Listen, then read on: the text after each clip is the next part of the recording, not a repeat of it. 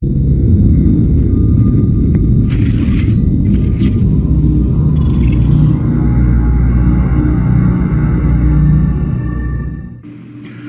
this session, let's understand how to work with subscreens.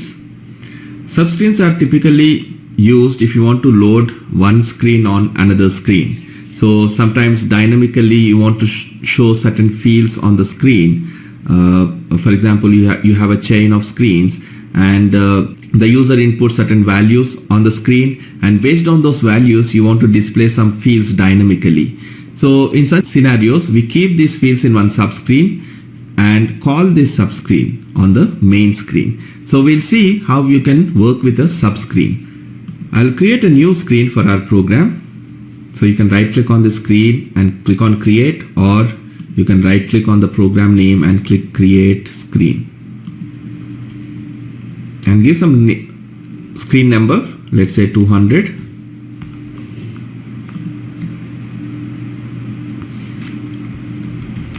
I'll give some short text, and for this I'll select the screen type as subscreen, and these subscreens cannot have its own GUI status. So you cannot assign a separate GUI status for your subscreen because they are not independent screens as such. So whatever GUI status you attach for the main screen, that will be used when you load the subscreen. So we never show the subscreen separately to the user. They are always meant to be loaded on the main screen.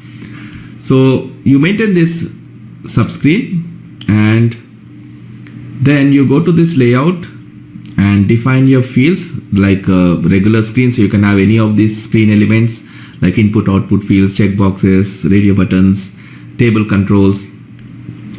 So for example, I'll create a small input output field, let's say plant.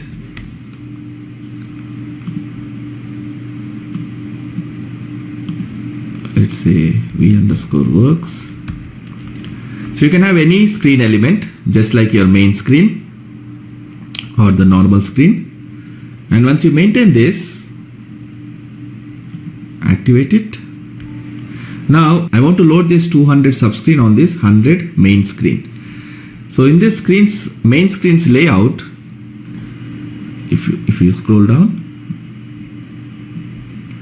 you can select this subscreen area element and drag it where you want to load the subscreen, anywhere on the screen, and give some name for your subscreen area. So let's say vsub. So this is the name of my subscreen area. In this subscreen area, I can load any subscreen. So whatever subscreen I load will be displayed in this particular subscreen area.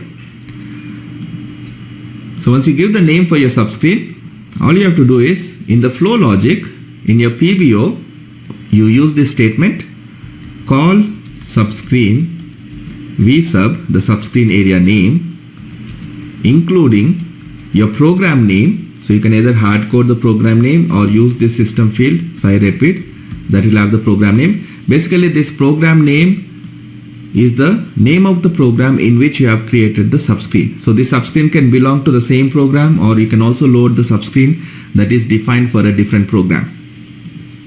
And you pass the subscreen number. In this case it is 200. So the syntax is call subscreen vsub, the subscreen area name. So this subscreen area should be created in this screen in which you are loading the subscreen, and then provide the program name and screen number for the subscreen that you want to load. Once you do that, if I run my transaction,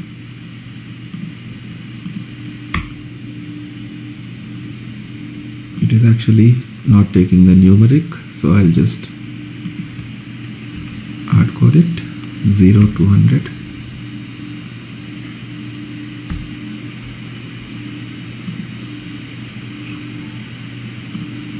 So now if I run, it is loading this subscreen here, and whatever field I maintained on that subscreen is displayed here. And if you input some data here in this particular field, let's say 1000,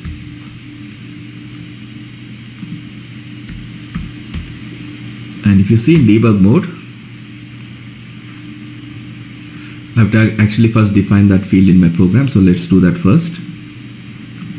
So in my main program, I'll define this v_works.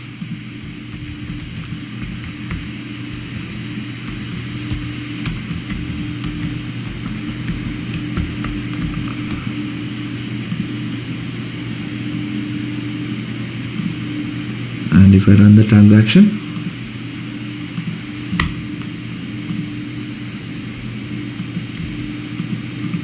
I'll input some value here, 1000.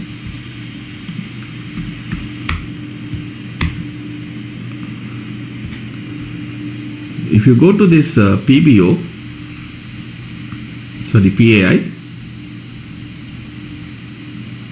if you look at this v_works, the PAI of the main screen is called, but whatever data I entered on that works field that is coming from the subscreen, that data is not transferred to my main screen's PAI. So if you use this statement call subscreen vsub including program name and the screen number in the PBO module, it will only load the screen on the main screen. But if you want to access the data that is entered in the subscreen field in your main screen's PAI, you have to use this statement. In main screen's PAI, I'll write the statement call subscreen vsub, the subscreen area name. So when you do this, then in PAI, when the PAI is triggered, once this statement is executed, all the data that is part of the subscreen will be transferred to my main screen's PAI, so that I can use this in the modules that are called in my main screen. So now if I execute this, and if I see this 1000,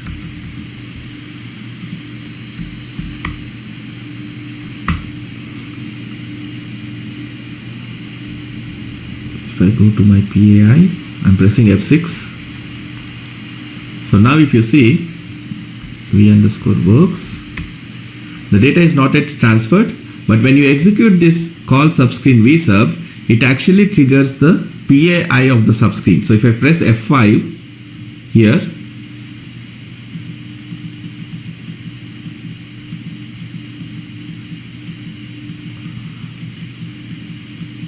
you can see the data is transferred from the subscreen field into my main screen. It did not go into this PAI of the subscreen because we did not activate any modules in the subscreen. If you want to see, if I maintain these modules,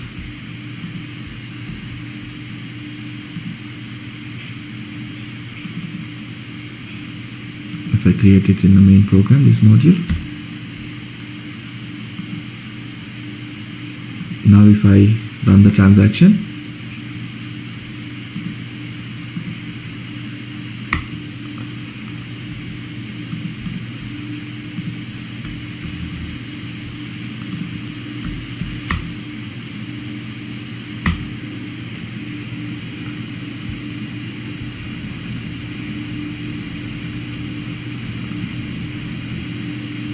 so at this point v_works is empty. When I press F5,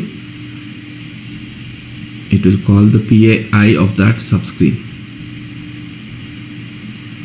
So here if you see, we are on the screen number 200 and it is calling this module of the subscreen. After that it will come back to the main screen, and at this point the data will be available for you to access from your main screen. So it's very straightforward. To load the subscreen, simply create a subscreen. So create a screen and it should be of type subscreen. And then in the main screen, in PBO, use this statement in the flow logic. Call subscreen, your subscreen area name, including program name and the screen number. And then in PAI, simply use this statement call subscreen vsub, so that all the data of your subscreen will be available for you to access from your main screen's PAI. you can have any number of subscreen areas defined in your main screen, and for each subscreen you can load individual screens. Okay.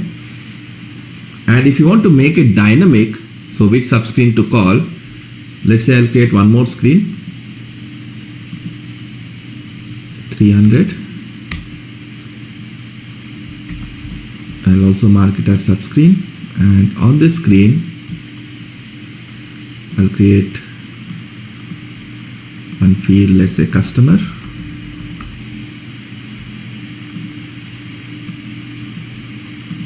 V_KUNNR.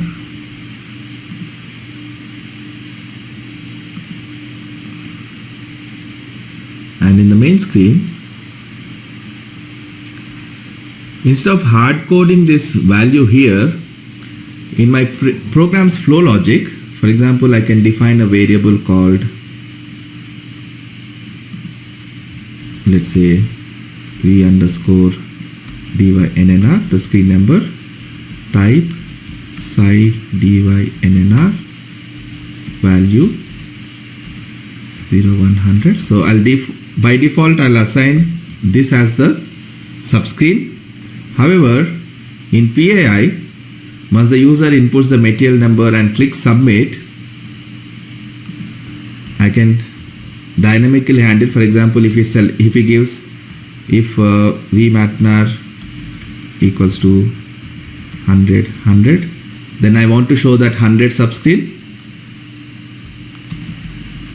v_dynr equals to 100. Else, if it's giving any other material, I want to show the customer number, so I'll call the other subscreen.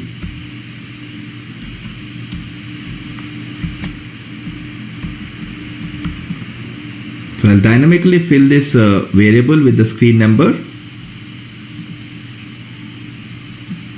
Sorry, it should be 200 and 300. So the default is 200. Or else you can also create another subscreen and keep it empty without any fields. So by default you load an empty subscreen so that nothing will be displayed, and based on the user input you can dynamically change it to any other subscreen that you want to display. Now if I run this transaction, if I give 100, let me reload it. If I give 100, 200 and submit, sorry, I need to change it in the,